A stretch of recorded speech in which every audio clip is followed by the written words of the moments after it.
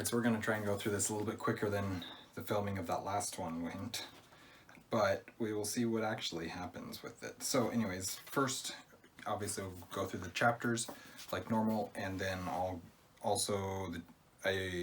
read Appendix A and B, so I will talk through those real quick as well. I did write a couple notes on them, but not very many. So anyways, we're at chapter 6 of book 6 of the Return of the King, which, so chapter 6, 7, 8, and 9 are Many Partings, Homeward Bound, The Scouring of the Shire, and The Grey Havens. So those are the 6 chapters, and then the 2 appendices. Appendix A is Annals of the Kings and Rulers. Part 1 is the Númenórean Kings, Part 2 is the House of Eorl, and Part 3 is Durin'S Folk, and then Appendix B is The Tale of Years, a chronology of the Westlands. I don't really have much to say about Tale of Years. I actually do have something, but I won't have much to say about it. Anyways, so chapter 6, the Many Partings, this is the end of the Fellowship. This is really the end of the story in many ways, the end of the story of the Quest of the Ring. And the War of the Ring, I guess, is probably the end of the story of the War of the Ring is probably the best way to put that. We've got, in this chapter, we have lots of stuff going on. Many partings. It's just, it's sad to see all our characters parting and saying goodbye to each other and all that stuff. But we do get, there's a lot of really good stuff in this chapter. It's a fairly lengthy chapter. Oh, no, it's not. It's only 13 pages. It's not the long chapter. What's the long chapter? Oh, it's just Appendix A. That's the one that I was thinking of. Anyways, sorry. Brain is going everywhere. Many Partings. Where does Many Partings start? Oh, right. So it starts with Frodo going to Aragorn and Arwen and saying, it's time for me to... Aragorn says, I understand. Wait a week, because then we can go with you, because King Éomer of Rohan is coming back to take King Theoden's body, back to Rohan with them. And at that time we will travel with them. Queen Arwen and I will travel with you. The retinue from Lothlorien and from Rivendell will also travel with you, as well as Gandalf and Legolas and Gimli, and it'll be kind of this last hurrah travel journey with the Fellowship.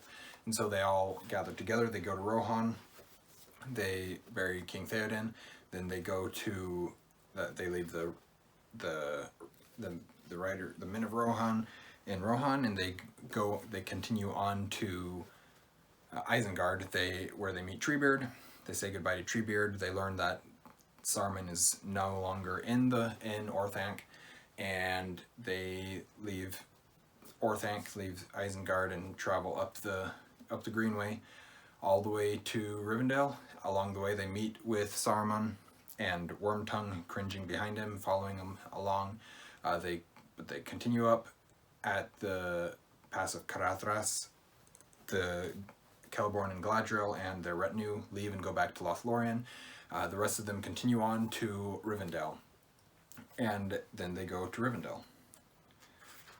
Sit in Rivendell for a while, talk to Bilbo, and then not Many Partings. Chapter 7 is Homeward Bound. So chapter 7, Homeward Bound, is them going back to the Shire. They leave, so they have left Rivendell at this point. They go to Bree, they stop at Bree, they have a lengthy conversation with Bartleman Butterbur. It's great to see him again, but we also see that things in Bree have been changing, and seems like things in the Shire are changing as well. They leave Bree and continue on. Gandalf then leaves them and goes and talks to Tom Bombadil, and the four hobbits continue their journey to the Shire. They get to the Shire. It was after nightfall when, wet and tired, the travelers came at last to the Brandywine, and they found the way barred. So that's how chapter 8 starts, the Scouring of the Shire, and the Scouring of the Shire is one of the greatest chapters in this book, because it shows that even though the war has ended, even the lands of peace and prosperity and happiness are not untouched. It's a cathartic moment because you go home wanting to go home, and you find out that home is no longer home, or at least it is no longer the home that you remember or that you wanted. So they go home, they deal with the men, with the chief's men and with Sharky's men. The Battle of Bywater happens. There are some hobbits that die in it, but relatively few hobbits die in it, thankfully. Quite a few men end up getting killed, and the rest are driven out of the land, and it's sad, but you see how the Shire is able to overcome it as a people, how the hobbits, when they need to, they rise up and are strong. And that's another theme very prominent in Tolkien's works, of those who you think are weak aren't actually weak. They have a hidden strength that you don't know about. And it really comes out in this chapter. This is also the chapter that we meet the end of, I should say it this way, Saruman Meets His End. This is where Grima Wormtongue kills Saruman. And it's good. I mentioned some stuff in my last video about the death of Saruman, as well as the death of Sauron. And I will talk more about that when I get to it in my thoughts. The chapter 9 is the Grey Havens, and this is the end of the story.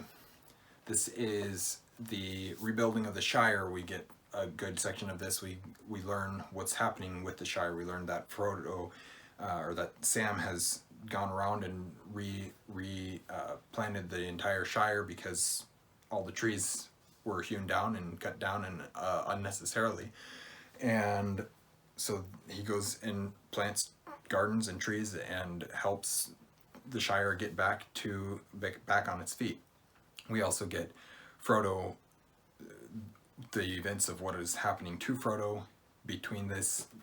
at this time after the Battle of Bywater, after the Scouring of the Shire chapter ends, all the way up until the end of this chapter. And it's basically 2 years is all that happens, or all that is the time that happens in the Grey Havens chapter. We see Sam gets married. We see he starts a family. Him and Rosie have Eleanor as their first child, and that's all that really happens. Frodo and Sam take off and go east, and they meet up with Gildor, who we've already met. Gildor, that's what's sticking in my mind. Who we met in Fellowship in the same spot, and so they meet with him. There's also Elrond is there with them, and Bilbo, and so they then, as well as Galadriel actually. So then they all travel west to the Grey Havens, and they sail across the sea. They find Gandalf there. Gandalf has summoned Merry and Pippin so that Sam doesn't have to ride home alone. Frodo says his goodbyes. It's sad, it's touching, it's if I was a crier, this is one of those places where I would cry every time I read the books. It's amazing. I love the ending of this book. I love how sad it is. I love how there are a ton of different endings to this book, because you're seeing the different endings for the various different characters and the various different storylines, and everything doesn't tie itself up in a nice neat bow once the ring is destroyed. There's still a lot that comes after that, and I really appreciate that. And that's where the book ends. Sam returns home at last they rode over the downs and took the east road, and then Merry and Pippin rode on to Buckland, and already they were singing again as they went. But Sam turned to Bywater, and so came back up the hill, as day was ending once more. And he went on, and there was a yellow light, and fire within, and the evening meal was ready, and he was expected. And Rose drew him in, and set him in his chair, and put little Eleanor upon his lap. He drew a deep breath. "Well, I'm back," he said. And that's the end of the book. It's perfect ending to a book. It's not the end they all lived happily ever after. It's, well, I'm back. And it's about the best ending you could possibly ask for, because it shows an acceptance that Sam has. He's accepted what's happening in the world. He's accepted now that Frodo is gone. He understands it. He is willing to let him go at this point because he knows that my time as serving him has gone, and now it's time for me to live my life and to serve my family.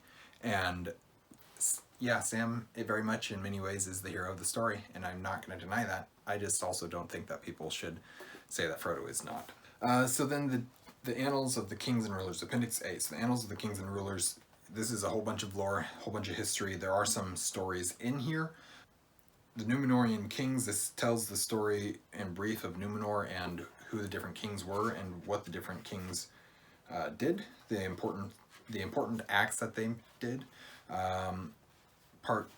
Let's see, we also get in this chapter, so we got that, we also got the realms in exile, which would be the Gondor and Arnor, and then we also get some history of Eriador, Arnor, and the heirs of Isildur.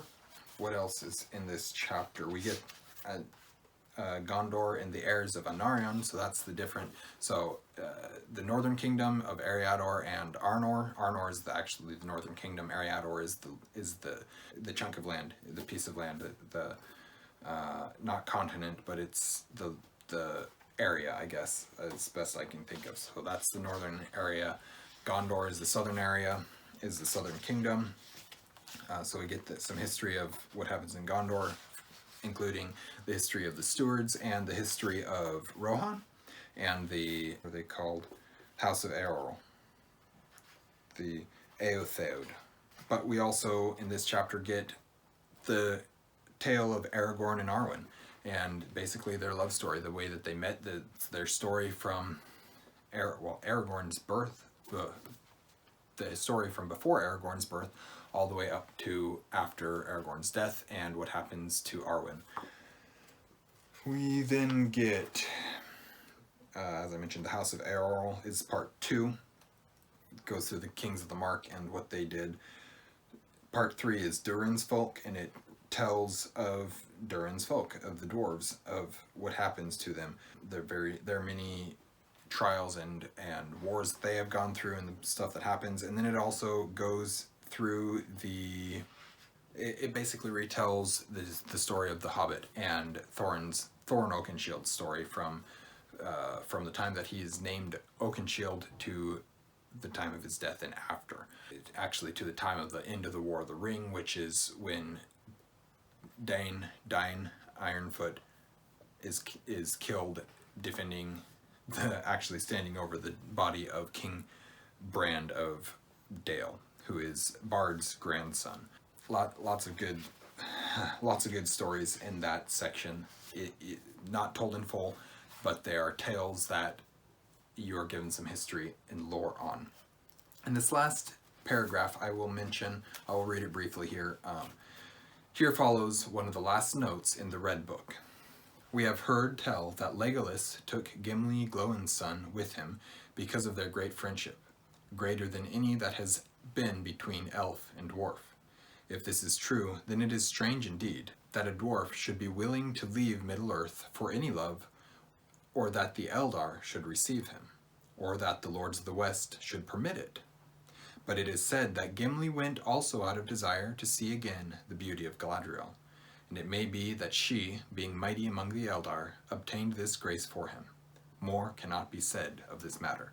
And that is the end of the Fellowship. That is the actual end of the Fellowship. They're the last members of the Fellowship to die. Whether Gimli truly does go with Legolas is not confirmed. It's very likely that he did, and it's very likely as well that somehow, for some reason, he was allowed into Valinor. Obviously, that doesn't mean he wouldn't die of old age, because it's called the Undying Lands, but that's because the lands are undying, not because the people who inhabit them are undying, except for the elves. The elves are undying, and the angels, the Valar and the Maiar. That's really all I need to say about what is in those chapters. I like a lot of the stuff in those chapters. Those last 5 chapters are always my favorite because they wrap up the story that has been so amazing up until this point. All right, let's go through my thoughts.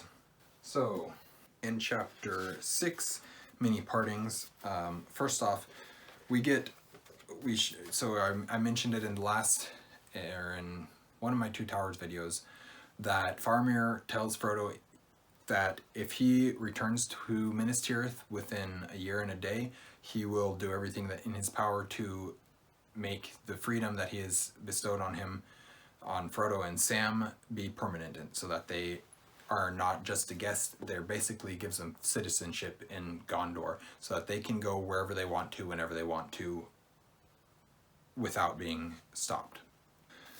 So Aragorn confirms that promise. He confirms what Faramir said to Frodo and gives him his freedom in all the lands of Gondor. At this point, Arwen also gives a gift to Frodo.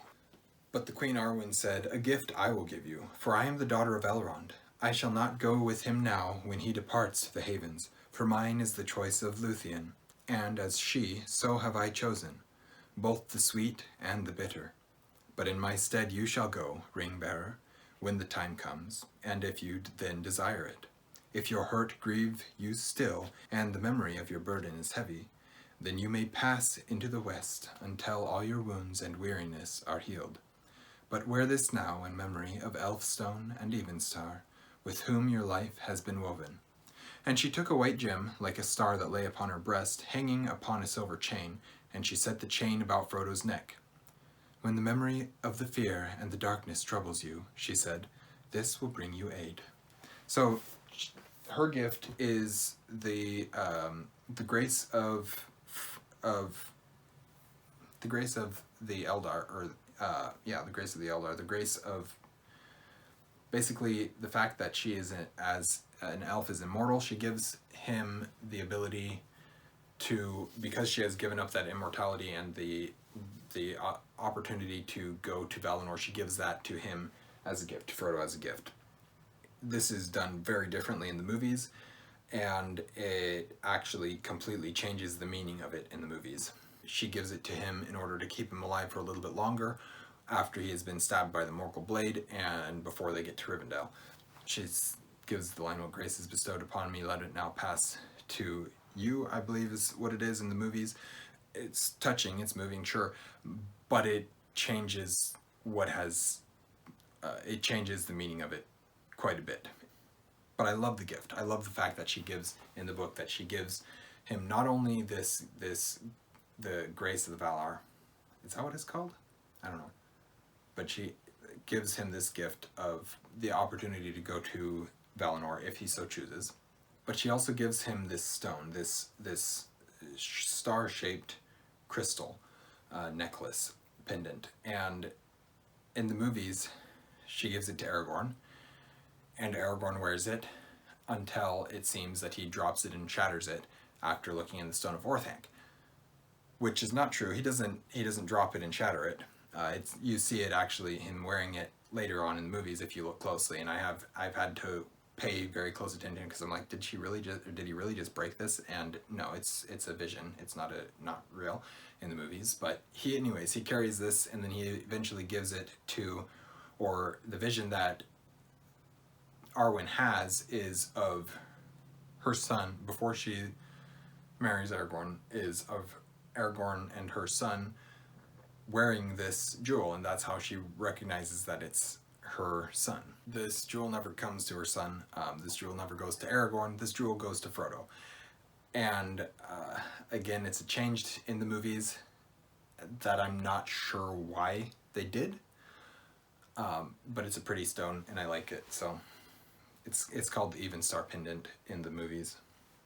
Promise between Gimli and Éomer. So in Two Towers, when Gimli and Éomer first meet, Gimli basically says, "If you speak ill of Galadriel again, I'm going to cut your head off," and that's basically what he says. When they then meet again, and after the wedding of Aragorn and Arwen, they meet up again, and Éomer's like, "Well, you got your axe ready? Because I gotta say, Galadriel is not the prettiest person I've ever seen." And Gimli's like, all right, let me go get my axe. And he's like, but let me tell you my reasoning first. It's because I think Arwen's prettier. And Gimli's like, I can accept that. You've chosen the evening, I've chosen the morning. And I like that exchange. I like that interaction. It's a promise that they have both made to each other to exchange blows if they need to teach, for Gimli to teach Éomer fairer speech. And I don't know. I love, this is not something that I wrote down, but this is a note that I just thought about. Gimli and Legolas travel together as they promised that they would. They go to the Glittering Caves and explore the Glittering Caves, and then they go to Fangorn Forest. But there's a couple of times, at least 3 times, where we hear that Gimli has a way with words that most other people don't. Even Aragorn and Bilbo and Frodo are not said to have this way with words. Legolas says that, or it says of Legolas, either he says it or it's said of him, that he didn't have the words to describe the Glittering Caves, the beauty of the Glittering Caves, and that only Gimli could put into words what they saw, the beauty of it. It's also, we know that he's so fair of speech that Éomer was like, all right, you're gonna have to teach me fairer speech, or Gimli's like, I will teach you fairer speech when you see the Lady of Lorien. And there's several other times where it's said how fair of speech Gimli is, especially for a dwarf. And I don't know, it's just funniest thing to me because he's so gruff and so rude and crude in so many places, and yet he's just one of the fairest of speech of any of them, and it's great. Aragorn gives the forest of Druadan to Gon. This is again a fulfillment of an oath given by Theoden to the Woses, to the Wildmen, to the men of Druadan forest, and he says, if you help us get through this, I will make sure that you get this forest for you and your people, and we'll never bother you again about it, basically. Aragorn, again, you see him fulfilling these oaths that other people have made because he now has the right and the power to do so. And it's also the right thing for him to do. Fangorn, Treebeard, and Celeborn don't think they'll meet again, but Galadriel says something interesting. This is in the middle of many partings again. Let me see if I can find it.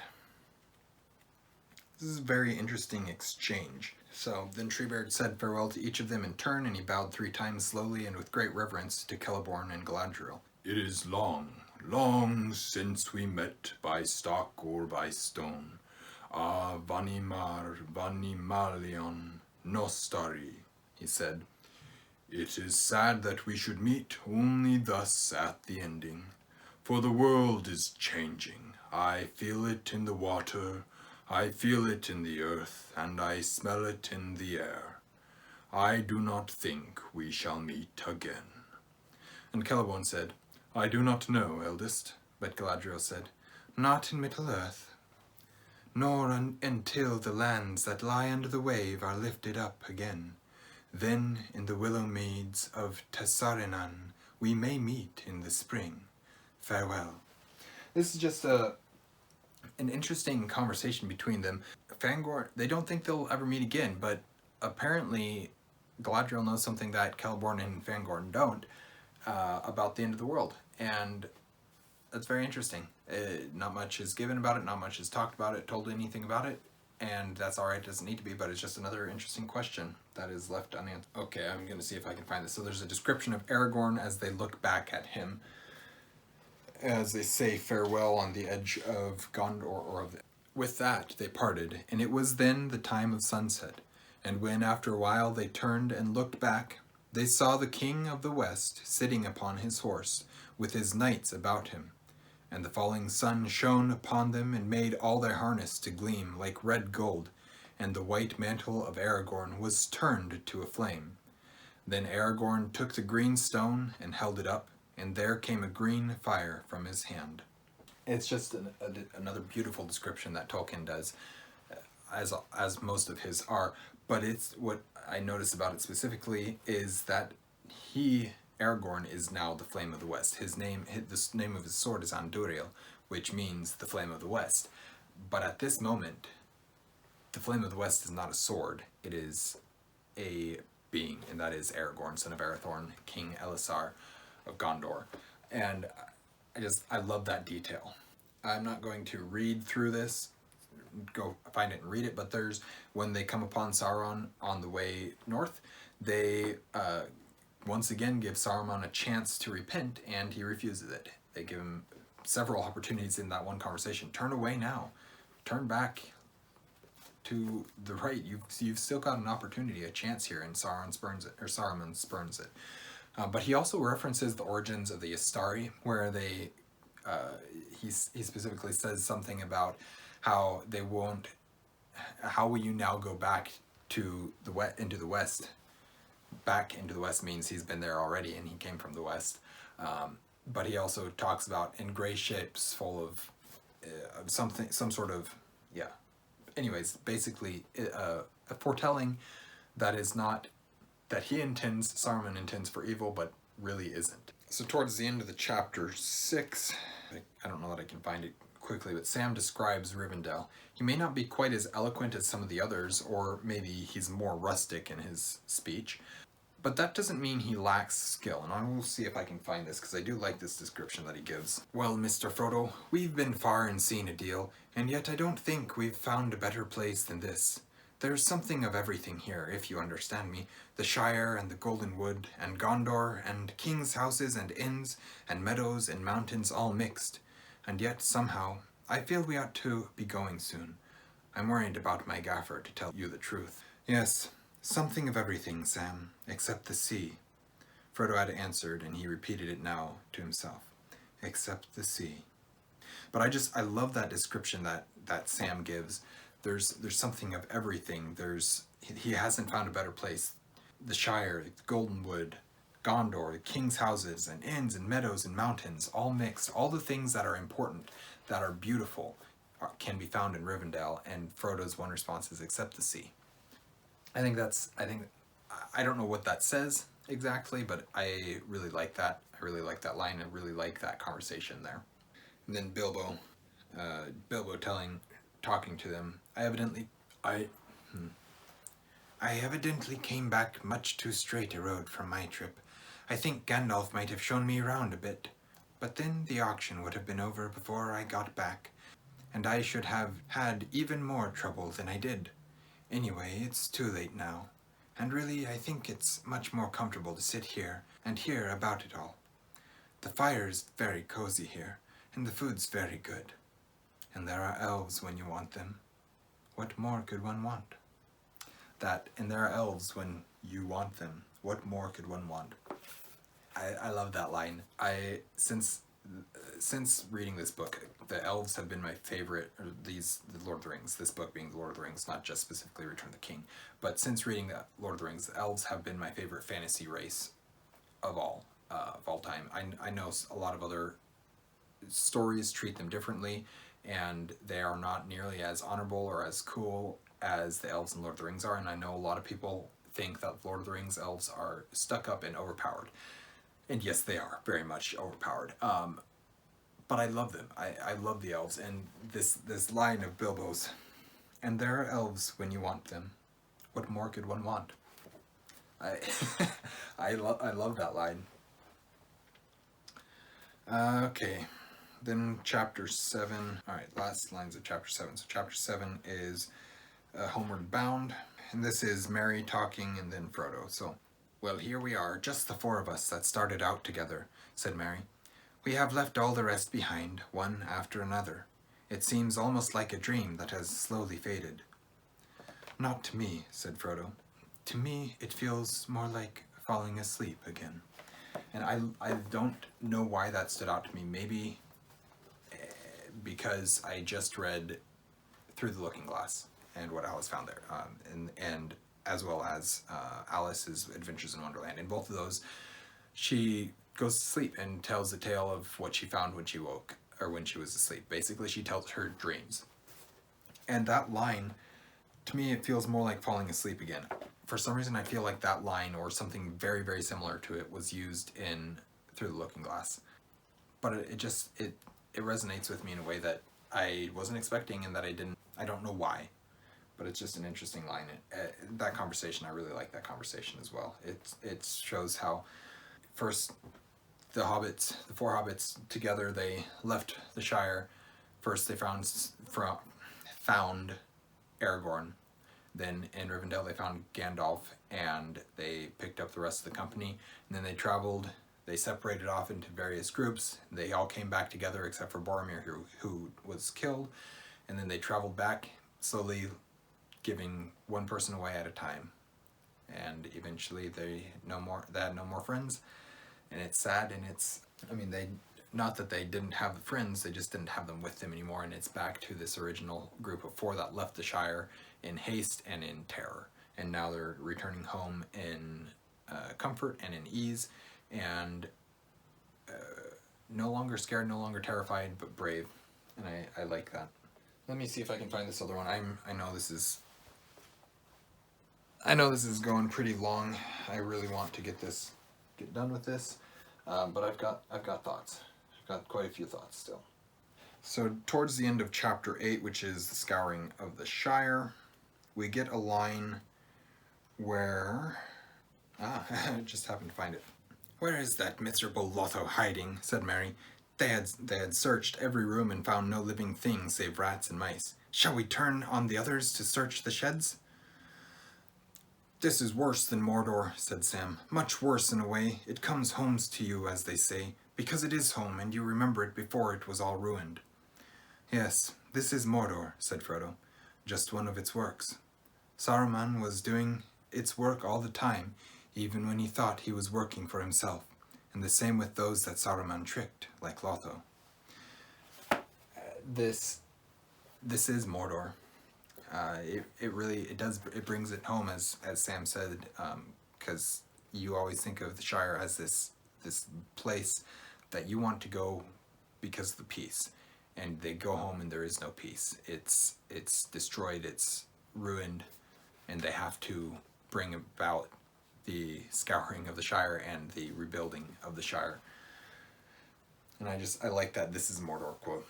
Alright, so Saruman thinks Sharky is a sign of affection, but we are told that it simply means old man,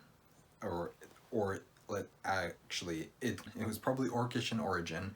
Sharku is the word that it probably came from, meaning old man. Saruman doesn't care to learn languages or cultures of other people, and so when people start calling, or when the orcs and the half-orcs and the Uruk-hai and the squint-eyed men that are probably somehow orc bred as well, or at least they're corrupted, when they all start calling him Sharky, he thinks it's a term of endearment, not that it means that it's a term of derision of old man. It's just funny to me because it really shows Saruman's personality. And then we've got a little bit left here before I end this chapter. This is when Saruman turns and leaves Frodo. The hobbits recoiled, but Frodo said, "Do not believe him. He has lost all power save his voice that can still daunt you and deceive you, if you let it. But I will not have him slain. It is useless to meet revenge with revenge. It will heal nothing. Go, Saruman, by the speediest way."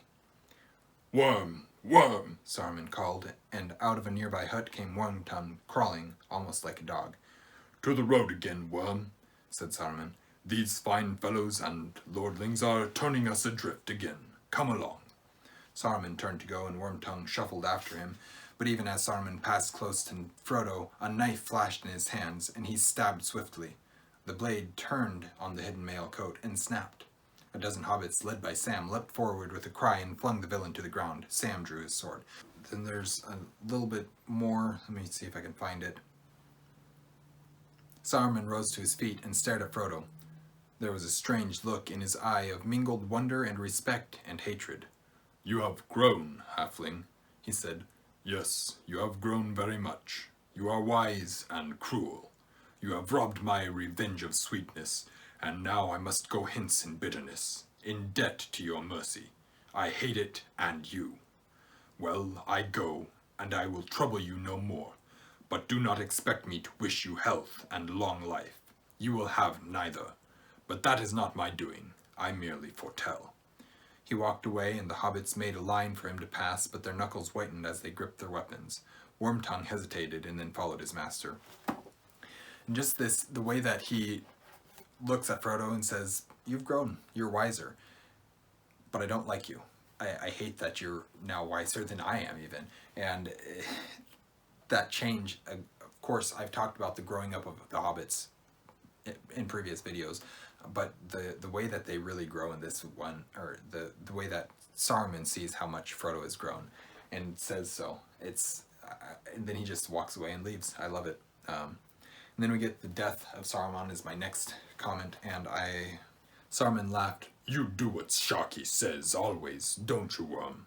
Well, now he says follow." He kicked Wormtongue in the face as he groveled and turned and made off, but at that something snapped. Suddenly Wormtongue rose up, drawing a hidden knife, and then with a snarl like a dog he sprang on Saruman's back, jerked his head back, cut his throat, and with a yell ran off down the lane. Before Frodo could recover or speak a word, 3 hobbit bows twanged, and Wormtongue fell dead. To the dismay of those that stood by, about the body of Saruman, a grey mist gathered, and rising slowly to a great height, like smoke from a fire, as a pale, shrouded figure it loomed over the hill. For a moment it wavered, looking to the west, but out of the west came a cold wind, and it bent away, and with a sigh dissolved into nothing. That wording, that I guess you could call it the soul of Saruman, rises up off the dead body and looks to the west, and the wind from the west blows it away. Very much exactly the same thing as happened to Sauron when the ring was destroyed, as I mentioned it and pointed out in my last video. So that is that Nope, I've got 2 more. Frodo and Sam are talking. Two more before the end of this chapter, and I know I'm really taking up some time, so I'm gonna go fast with these. So Frodo and Sam are talking as they're traveling to meet with the elves and the group that's going to the Havens, and Frodo and Sam, they have the conversation. "Yes, I saved it, but not for me. We came here to save the Shire, and we did save it." And Frodo says, "But not for me." He didn't save it for himself. He saved it for everyone else. And I love that conversation. Other people have pointed out this conversation and talked about it so much. And I think I have actually as well in my Frodo the Hero video. I love the conversation. I love Frodo's understanding of, yep, I did my part, but the Shire is no longer for me. And then the last note that I have is one last vision given to Frodo of the children of Sam. And I'm not going to go read it, I'm not going to go find it because for the sake of time. But Frodo talks in that conversation. He says, "I know you're going to have your little Eleanor, then you'll have your Frodo lad and your Rosie lass," and starts listing off the names of all the children, or of like 7 of Sam and Rosie's children. And this is another instance of a vision given to Frodo. We don't know when this vision happened, we don't know when it was given, but we do know that at some point Frodo was given a vision of Sam's children. Somehow he had the opportunity to see Sam's children. Maybe not physically see them, but he knew that they would exist and that their names would be. And I don't think he just made these up, because we find out, if you continue reading through the appendices, you find out that it's exactly what happened. And I don't know. I don't know why Frodo was given one last vision after he'd given up the ring and after the quest was achieved, but he was for some reason, and I like that. Appendix A and B, I've got just 4 notes between the 2. So Appendix A, I'll just read them because I don't think I have much to say about them. But the Black Númenóreans were king's men corrupted by Sauron. So king's men that means they were Númenóreans who hated that they were not immortal like the elves and wanted to go to Valinor for themselves. They were of the Kingsmen, not of the faithful. There's 2 separate parties on Númenor for a long time. That the faithful were the ones who knew that they were human and that they were not allowed to go to Valinor, and the Kingsmen were the ones who hated that they were mortal, and were like, we're gonna go invade, and they tried to invade Valinor, and they caused the downfall of Numenor. I can't talk. But so that's who the Black Numenorians were. They were the descendants of those people who were kingsmen that had come and lived and established themselves in Middle-earth.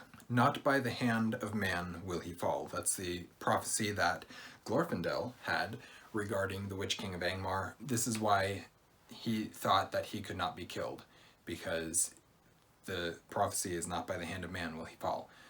Man meaning probably human, but also male, possibly, and it's not he can't be killed by these, it's he won't be killed, because he's going to be killed by a mixture of a hobbit stabbing him in the back of the leg and a woman stabbing him in the face, and he was not killed by the hand of man.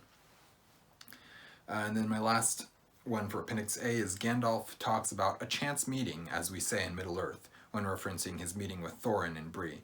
How they both wanted to talk to each other, both had the same topic on their mind. Everything just seemed to coincidentally come together exactly as necessary. Chance, maybe, but providence or the will of Iluvatar is probably a better word. And this is just, I've talked about this before, mostly I think with Owen Edwards. Have I talked about the will of Eru being made manifest in Middle-earth? And you can measure it. You can see the times when it is made manifest. When it seems like coincidence, or too many coincidences happening at the exact same time, that's probably not coincidence. It's probably the will of Eru. Eru Iluvatar. That's in case you don't know who I'm talking about, which is God. And then Appendix B, my one note for Appendix B is, in the Fourth Age, all other ages were often called the Elder Days, although technically that name belonged to the time before the casting out of Morgoth. I assume this is the first age when Morgoth is defeated and chained being the casting out of Morgoth. This is some information, and it's not terribly important to anything. If the prologue is written with this understanding, that it is possible indeed that the hobbits originated far back in the elder days of the first age. But if not, then it could still just as easily be the second or third age. And basically all I'm saying with this is, yeah, there is some evidence to support the fact that, or support the idea that the hobbits may have originated, may have been around since the first age, or since the second age. We don't know. But there's also still plenty of evidence to say that no, they probably didn't come around till at least late in the second age, but probably early in the third. I still like to think that it was probably earlier in the third or the end of the second age, but there is evidence to say the first age, so it can go either way. Then I have two notes on lore regarding Rings of Power, and these are things that I noticed because I specifically noted them in my Rings of Power videos that I was frustrated with. We'll say it that way. So, Tar Elendil had a daughter named Silmarion. This is not Elendil the Tall that we know as the Elendil. Elendil the Tall is Elendil the Second. I believe he might even be the third, but I believe he's the second. So this is a different previous Elendil. It is understandable, though, how one who is not paying extremely close attention could miss this fact and think that Elendil the Tall has a daughter. He does not. So in the Rings of Power show, one of the things that I noticed and that everybody else noticed was that Elendil has two sons and a daughter. One of the sons is not around. One of them is Isildur. So Anarion is not around, but Isildur is around, and he also has a daughter named Silmarion. And we were all like, where did this Silmarion come from? Silmarion is not the daughter of that Elendil. She's the daughter of a different Elendil that is long dead by the time Elendil is born. And so yeah, that's just another lore mistake that shouldn't have been made, but they clearly didn't care. Sorry, Rings of Power, sorry. I really need to be nicer about it. It is said by Gimli, this is a direct quote, it is said by Gimli that there are few dwarf women, probably no more than a third of the whole people. They seldom walk abroad, except at great need. They are in voice and appearance and in garb, if they must go on a journey, so like dwarf men that the eyes and ears of other peoples cannot tell them apart. first off, point, there's probably only a third of the entire dwarf race are women. Rings of Power showed probably over half of the dwarves were women. False. That's not true at all. That's not how the dwarf world works. This is in the appendices that Amazon has the rights to. Get it right. They also show they're in voice and appearance, and in garb if they must go on a journey, so like dwarf men that the eyes and ears of other people cannot tell them apart. I am other people. Why can I tell them apart? I should not be able to. I can understand you still want to get a female actress to play a female dwarf. That's fine. That doesn't bother me in the slightest. What bothers me is when they purposefully chose to ignore that detail. And yes, an argument can be made about whether dwarf women have beards or not. Yes, they do. I believe that they do. But that doesn't matter.